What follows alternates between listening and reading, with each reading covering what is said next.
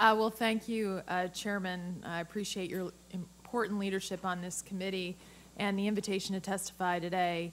I know that my colleagues, Senator Shaheen and Senator Gillibrand, will be joining us shortly, and we all serve on the Armed Services Committee together.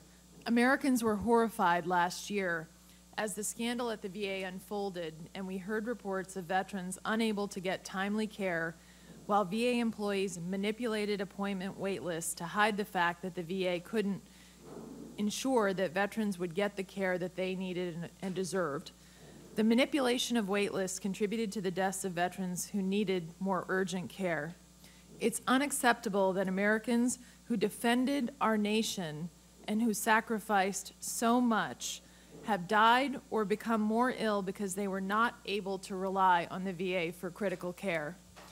That veterans face delays or outright denial of care is particularly disturbing given that it was a result of VA employees deliberately cooking the books. To make matters worse, in the aftermath of the waitlist scandal, the VA failed to sufficiently hold those who manipulated the waitlist responsible. That's an additional bureaucratic failure in its own right, and I know something that this committee has been working diligently on. That is why I introduced bipartisan legislation with Senator McCaskill to improve accountability at the VA by requiring the Secretary to claw back bonuses that were paid to VA employees who were involved in the manipulation of the electronic wait lists.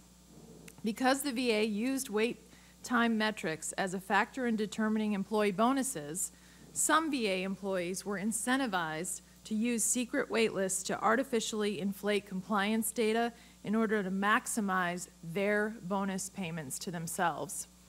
According to one report, employees at the Phoenix VA hospital, ground zero for this scandal, received approximately $10 million in bonuses since 2011, while simultaneously using secret wait lists to hide delays for our veterans who needed care. In addition, the VA paid out $278 million in bonuses in 2013, millions of which went to employees in facilities being investigated for waitlist manipulations. It's outrageous that VA employees who deliberately manipulated waitlists receive bonus pay at taxpayers' expense. They must be held fully accountable for their misconduct, starting with repaying the funds they wrongly received, which this bipartisan legislation that you'll be considering today would require.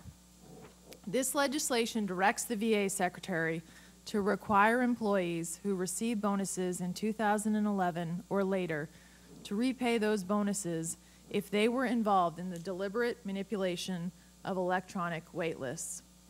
The employees' superiors are also required to pay back bonuses if they knew or reasonably should have known of their subordinates' purposeful omission of the names of veterans from the actual wait lists. The bill requires the VA Secretary to identify these VA employees through reports issued by the Department's Inspector General. I'm encouraged that the House of Representatives has passed similar legislation. It's important that we work together to bring more accountability to the VA and individuals who are responsible for wrongdoing. I appreciate this committee's attention and dedication to solving the problems at the VA, and thank the chairman for holding this hearing and inviting me to participate. I urge you all, appreciate very much the chairman's leadership and working with Senator McCaskill to pass this legislation to make sure that individuals who perpetrated the wait list fraud are held fully accountable and that they pay back the bonuses that they should have never received. So I thank the chairman for allowing me to be before this important committee today.